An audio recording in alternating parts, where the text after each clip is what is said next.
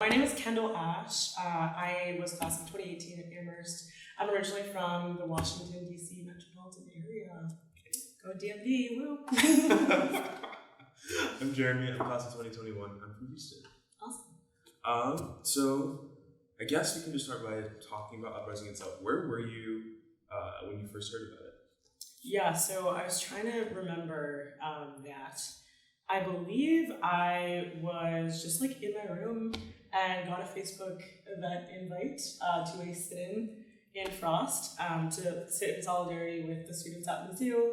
And I think I just saw it pop up on my phone and I was like, yeah, let's go. So I take it you went to the Facebook event? I did. So it was supposed to be at like 1 p.m. on, I believe, a Thursday in November. And it's supposed to be an hour long. So I was like, okay, let me figure out if my class schedule will work with this for that 1 hour. Sure, whatever, I'll go. So yeah, I showed up at 1 o'clock and that's when everything went down, you know? Well, what is it? What is the, what went down? What does that entail? Yeah, so everyone kind of showed up at 1 o'clock-ish. And it was a true like sit-in, so we all gathered like in the lobby of Frost and sat, basically taking up as much like floor space in that front atrium area there. So everyone just like came in, sat. In the beginning, I think we took some pictures. Like people were holding these posters in the very front of that like sitting area. What were the posters saying? Oh, if I could remember, I think it was like "We stand in solidarity with Mizzou" or like "Black Lives Matter" or something like that. Because if I recall correctly, I think those students at Mizzou were essentially like being harassed for like complaining about getting death threats from like white supremacists and racists like on the campus. And so it was interesting that like some students at Amherst found parallels here and said, you know, we stand in solidarity because we also, and like that's how it all originated, was wanting Black students to be able to share their experiences and really shed light on the fact that like Amherst isn't immune to a lot of like racist, you know, behavior, activity, harassment, and things like that. So whatever the poster said, it was in alignment with that. And so yeah, we all gathered in the atrium, sat there, and at first it was just silent. It was awesome. It was just like very powerful. We all sat in silence for, you know, the sit-in. It was, I guess, kind of a run up the clock kind of thing. To my knowledge, no one ever said like you can stand up and speak if you feel moved. But I think like someone just stood up and started talking.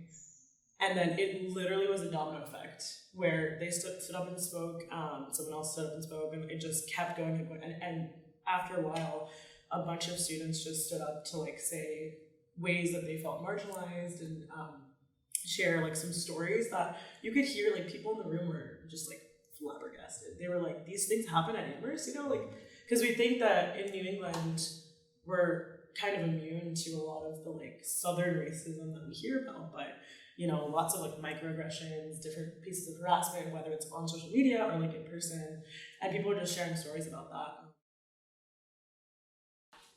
The students that showed up, it was interesting because it wasn't just Black students. You know, I thought at first that it might be like a preaching to the choir type of situation, but what was great was, and what's special about Amherst in general is, you know, there are a lot of allies, and so what was great about it was the group of students that were sitting there like weren't just Black students, so like it was an educational opportunity for a lot of the student body. So it was awesome and really powerful how it kind of just domino effect kind of spiraled into people just sharing. It was awesome. Do you remember any of the stories like specifically? Do you remember anything like interesting or something that happened? I actually ended up standing up to give a little tidbit of what I was thinking about. And it was actually like really hard for me. In high school, just like quick tangent, in high school, I went to a bigger high school. So we had this thing called a meeting for worship every Thursday where we sat in silence for 45 minutes. And if you were like moved to speak, you could get up and speak. I only spoke in a meeting like once in all 4 years. Like I was so scared to like get up because I always was worried that my story like wouldn't be relevant to the whole room. But there was something about the energy at Amherst Uprising that really, I don't know, I was so moved to just like get up and share. And so I remember I stood up. First of all, everyone was wearing all black. And so when I stood up and just seeing like the sea of like black different Black outfits and people's interpretations of what like all Black meant. It was I'm into fashion, so it was really interesting. But I think I stood up and really just started. I don't even know if it was a story as much as just like an observation about how Amherst is an immune, like I was saying earlier, and about how like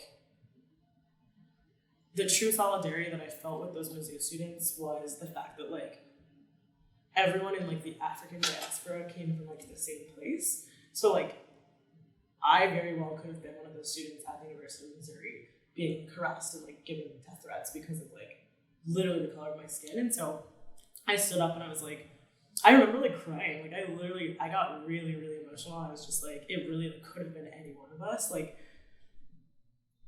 yes, we're lucky that we're not subject to like more overt and like explicit racism in that nature. Like, or I've never experienced that in Amherst, but I was like, it could have been one of us. Like, we can't just like sit idly by and act as though like just because geographically we're located somewhere else, like we're immune. Like we're not. And I think I just stood up and shared that, and it was really powerful. Just to like feel so moved, and I got up and I like said that, and there was some other stuff I don't really remember, but I just felt like really supported. And I actually remember sitting back down and I got a lot of text messages from people like, we stand with you, like we appreciate you. So it was awesome, like just to have that, platform. So when did the sit-in become like a sleepover? Like when did that happen? Oh yeah. So when I talk about like the domino effect, none of it was really planned. It just like everything just happened. So the sit-in started at 1 p.m. on a Thursday.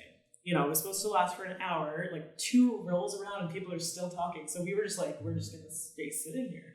And actually like more people filtered in. So eventually like we were covering all of the atrium floor, all of like the floor by the tables, like where people study, and then even like Frost Cafe was like full. It was just like every piece of floor within like eye's reach like was covered by people sitting. And so literally no one wanted to just stop the incredible like train of sharing that was just going on. And we actually got a microphone after like a couple of hours. So then there was like a microphone people could like go up to or pass around. And then if I remember correctly, things just started happening. Like, I don't know the exact timeline, but like news media started hearing about it. We had like reporters trying to like come into Frost and like get statements from us. And like after kind of the speech part kind of dispersed a little bit, but things just like started happening, and we really just like wanted to like keep the momentum that we really felt in the room going. And it was really powerful just to like see so many people there supporting. I remember we even like, I think we convinced like some professors to like cancel classes the next day because it was clear that it was just not going to end. Like people just felt like we needed to air out every grievance like that Black students had really like felt. And actually there was a point in time where people of different identities even started standing up. And I know that's actually a very like conflicting point for a lot of people, because obviously it stemmed from like Black students wanting to like focus on like those issues, on Black issues, I guess, in Amherst. But I remember like a disabled or a person who has like partial blindness stood up and talked about disability. Somebody who's like was like the only Native American student on campus who like stood up and spoke about that. And we had like the Asian students kind of speak up. So it was like, it actually like turned into a, I don't want to like say a like holistic like movement, but it did actually, people felt themselves like the same things that like the Black students had been mentioning. And so that was really cool. I think I'm on the side that was like cool. I think some people thought that took the attention away from the original intent of everything, but I thought it was awesome. Does that answer? Yeah. Huh. So I guess sort of like what happened next? Like what happened after that? Yeah, so basically like people decided like we're gonna sleep in Frost, like this is too important, we can't leave. So some people just started bringing sleeping bags, and I don't know the logistics of it, but something like the librarians were being incredible. They were like, I don't know if it was them that like got us like food. They got like Val Catering to like bring us food, and they completely stood with us in terms of like just taking up space. They were like, this is important, we're not going to kick anyone out. Like it was great. And eventually like we just stayed like, and I think the sitting part ended, but we just kind of took over like Frost, and people were in like in the room on the second floor, like putting together our demands and our long-term and short-term goals and the questions that we had for the administration. And I was actually like part of that group that was in that room. There was another group, there were other groups that were trying to handle like, how are we gonna like say things to the media, and like how are we gonna like write about this and document this. And I mean, I was like buzzing around like as if it was like a newsroom, how I imagine like a newsroom being.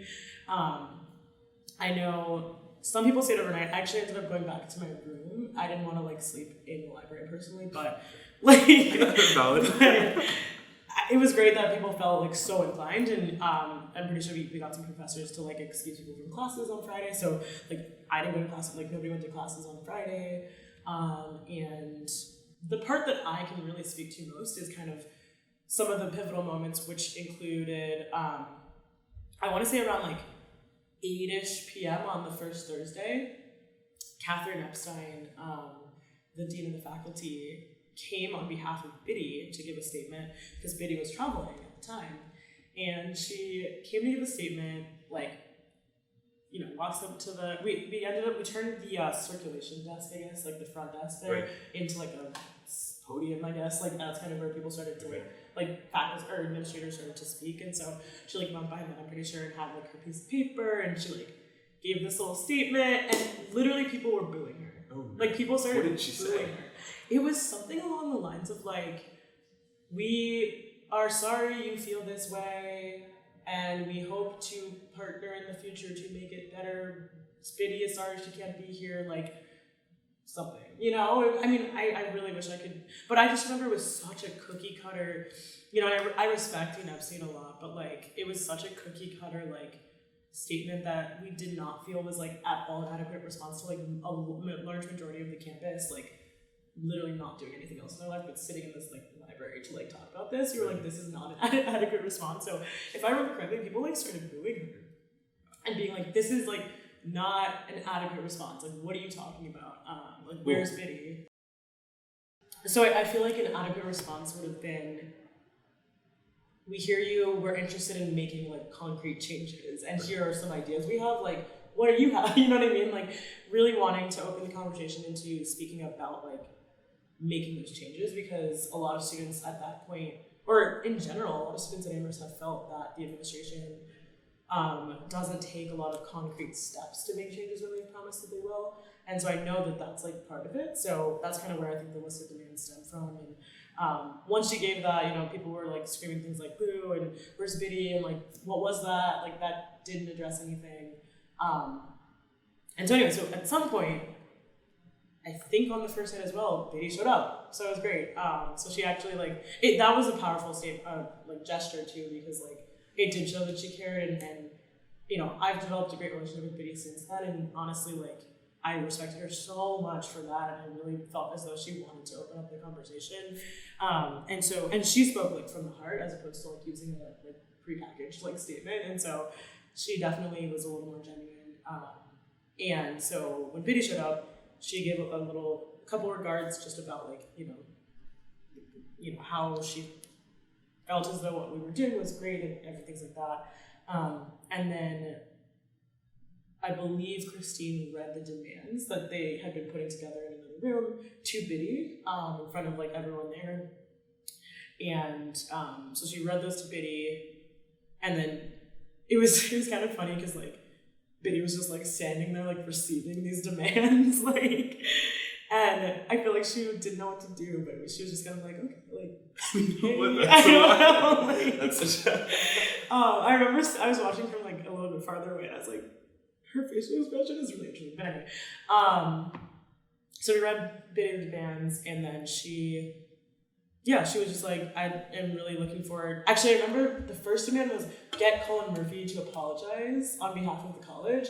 And Biddy was like, okay, wait, I have to address that now. Like, I can't make someone else apologize for something. So she was like, they're great, but like, I can't do that one. You know, she said that on the spot. So she said that, and then she was like, but with the other things, like looking really forward to like sitting down and furthering this conversation. So that was good.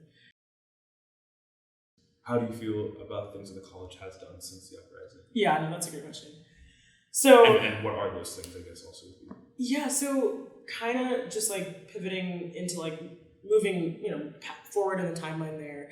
So after Biddy left, there was, I think I mentioned like the little war room upstairs where like dozens of students honestly were together. Like we split into like little committees, and one committee was like the media committee, one committee was the social media, like accounts, things like that committee. There was one that was putting together like our long-term and short-term goals, things like that. We all kind of collaboratively did that, sorry.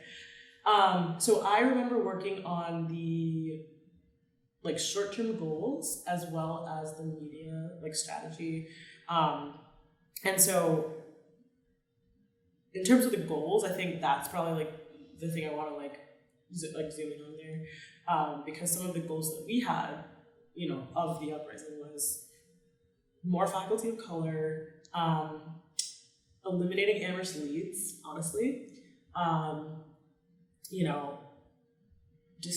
having more opportunities. I remember the term cultural competency came up time and time again. I was honestly one of the biggest advocates of that, because we felt like a lot of the reactions from students that worked at the sit-in were almost like more alarming than why we were even there. Because people were like, what's the issue? Like, we're a really diverse school. Like, why are you guys complaining? Like, we don't understand like what you're talking about. And so cultural competency was a huge like goal of ours to like somehow figure out a way to honestly like make mandatory some kind of educational opportunity for like every Amherst student to have, because for people to be questioning like why we felt marginalized or oppressed in the first place was honestly like mind-blowing to a lot of us. Well, I have maybe a controversial question, but how do you feel about a step that the college recently took to do that with the Common Language Guide?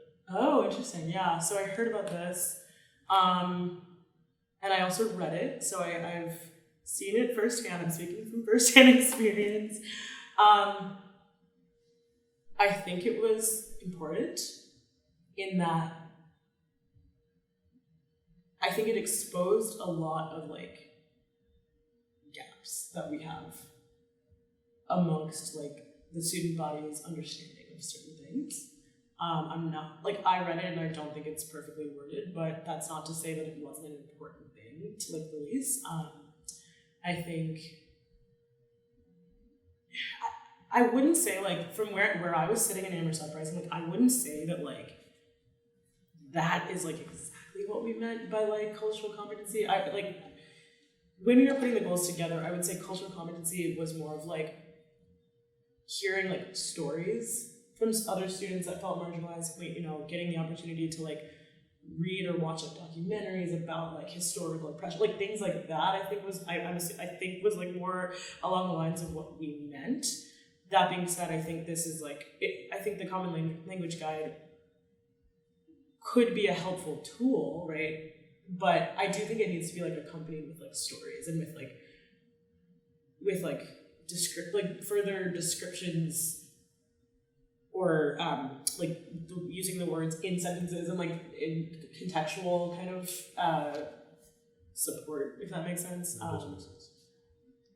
Yeah. So I think it was good, but definitely like should be supplementary to other things, and shouldn't be like the only. It shouldn't be like, let's write this, like send this out, and everyone's on the same page, right? Finally solve racism. Yeah, exactly. Because that's not gonna happen.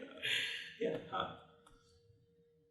Well, I guess then more generally, what are your thoughts about sort of the things like that happened afterward, like getting rid of Lord Jeffs, establishing an ODNI office? Yeah. That was a bad day. But, no. But yeah, it's a great question. Sorry, and I think I got a little derailed earlier. But in terms of the goals that we wrote down, next steps that happened after, President Martin, she established the Presidential Task Force on Diversity and Inclusion, of which like I was one of the founding student members. It was awesome to be like nominated or appointed to that committee.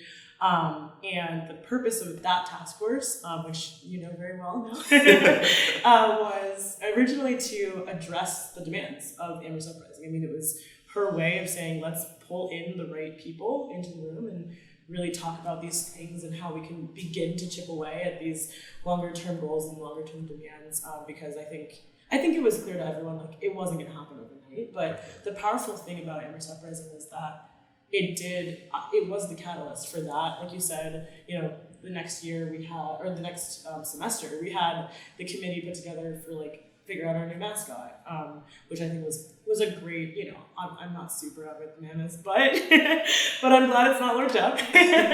So that was important, like you said, and then the Department of Diversity and Inclusion was super important to establish, and I also was part of the committee through the task force to establishing the Chief Diversity Officer, who now is Norm Jones. So I was awesome to also be a part of that, because I think what he has done is, one, give like the importance of diversity, inclusion, and belonging here at Amherst a face, and really, it seems like he's doing a really good job of like trying to showcase different student stories. And I think in terms of like the legacy of Amherst Uprising, what does remain is this like overarching goal of like increasing education about the different experiences, specifically that students of color face here on campus.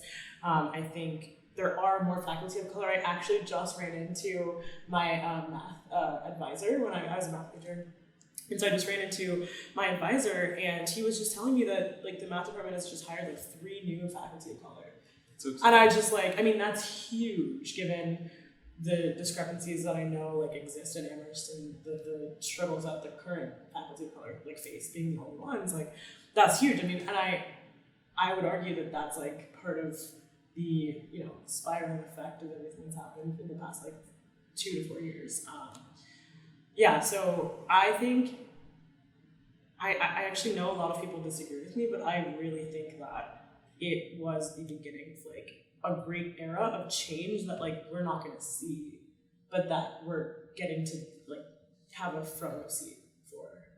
So. Well, I guess I'm thinking about the things that we do see, and sort of, what am I saying? I think there's a difference between sort of like substantive change and like more like symbolic change. So it's something like the mascot even, or even like the hiring of like 2 to 3 new professors, like that's isolated, for example, to the math department. And so I could see someone taking the standpoint of saying like, well, those things are all great, like that's great, we don't have a racist mascot, but like that's, the bar is really, really low there. So thinking about just sort of, I guess sort of like thinking about like what the stakes are in terms of like the pacing and sort of the types of changes that are being made, and like what your thoughts are more generally about like what should happen going forward. That's actually also a great point and question. So my response to that would be, you know, at the beginning of the Presidential Task Force on Diversity and Inclusion, which, you know, Biddy was really involved in the beginning, not so much now, which makes sense. She's kind of delegated to Norm Jones to be like the chair and everything. But in the very beginning, I remember sitting in, you know, we had the meetings in Biddy's office, and I remember sitting in her office, and one of our first meetings, we looked at Brown University's strategic diversity plan. Okay. And that was cool because it was like Brown, the administration at Brown sat down and literally said, in the next 10 years, this is what we want to happen. This amount of like color, this amount of, you know, students of color, these resources for, you know, they really sat down and like outlined like a 10-year plan essentially. And I believe that was our thought. I don't know really what's happened with that, to be honest with you. Like, I don't think we don't have one. Not to my knowledge, as a student on the task force. I don't want to speak on behalf of like Norma.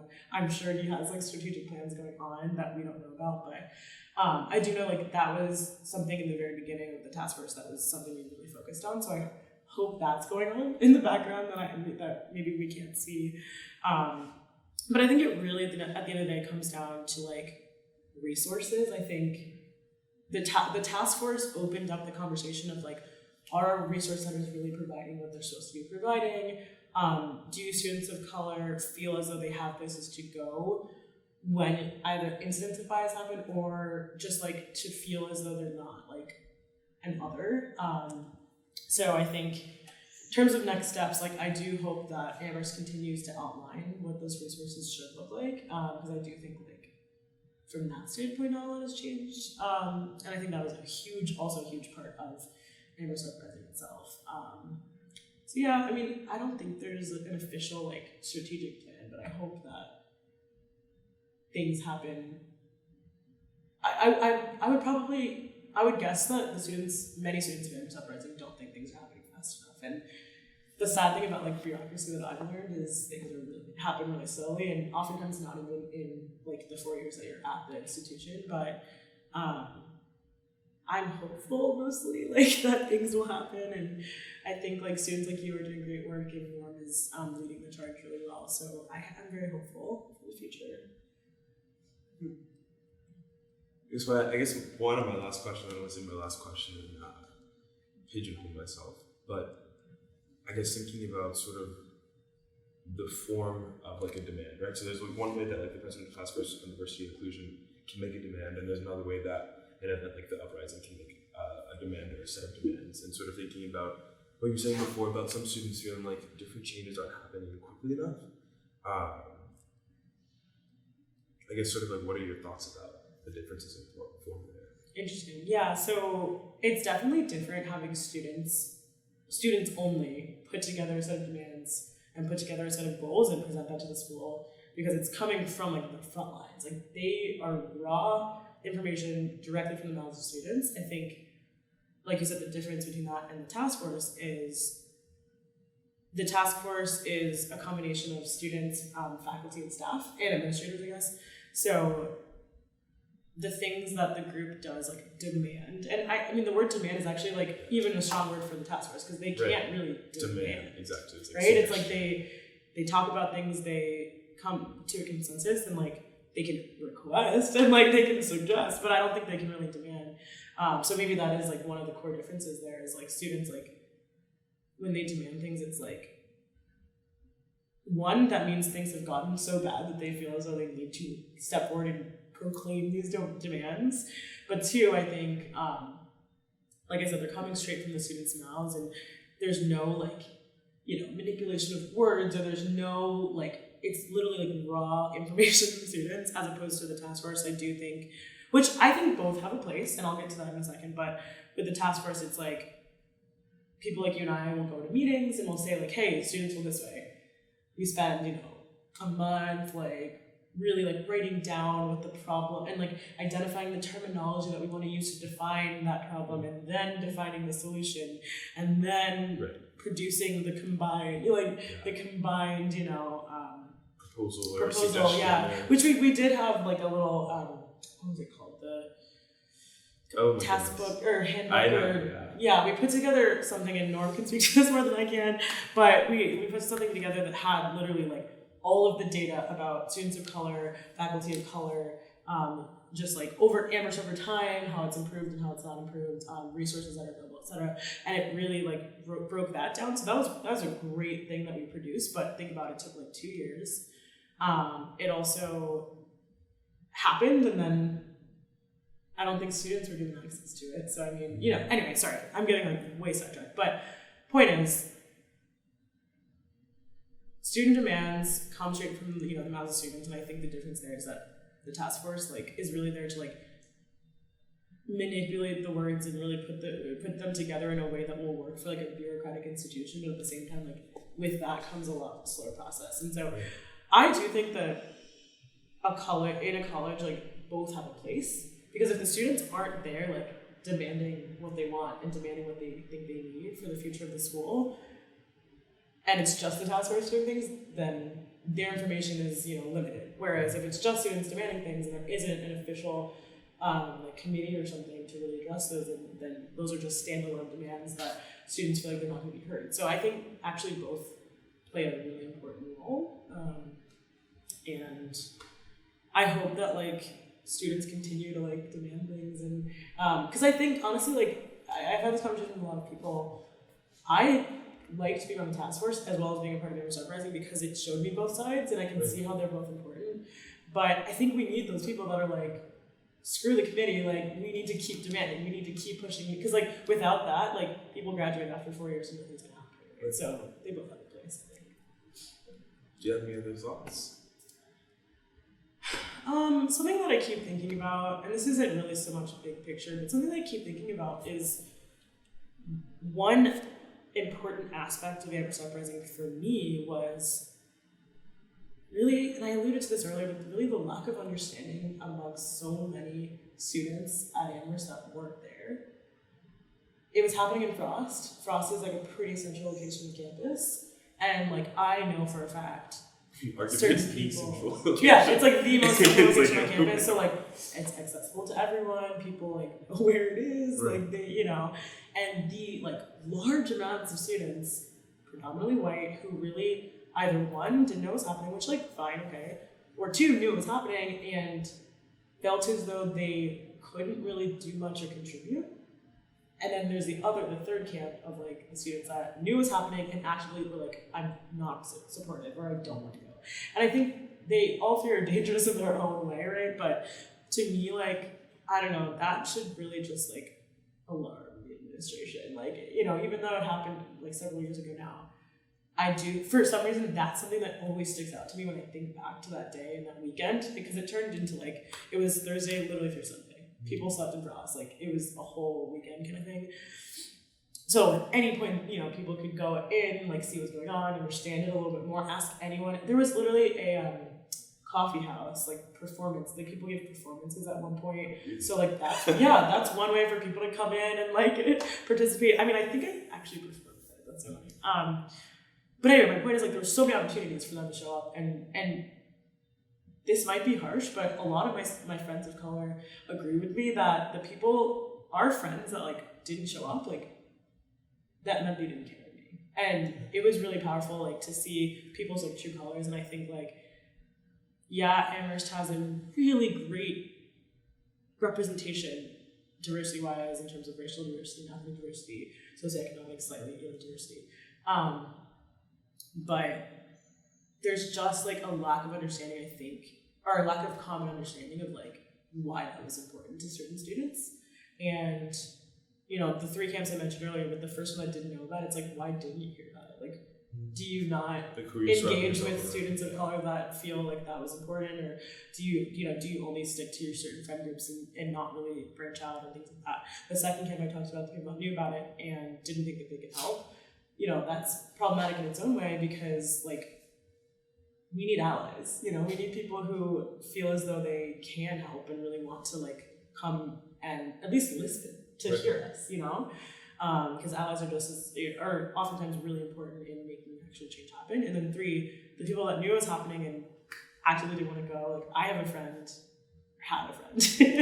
that was part of that camp, and we honestly didn't really speak a lot after, because it like, to me, it was such an important statement of like, this is important to me. I feel like my life is like not jeopardized, but like being oppressed. Like it's important to draw attention to it. And overall, like I think that's one of the biggest takeaways that we sometimes forget about, is that Amherst is liberal, or like we talk about diversity all the time, but like there's not, or at least back then wasn't like a campus-wide common understanding of the fact that was an issue. So like, I don't know, just like something I think about sometimes, and hopefully people don't forget that and really work to like somehow just keep education going, because we value education so much here, obviously, but education goes beyond just like reading things for class. It's like, what about the people around you? So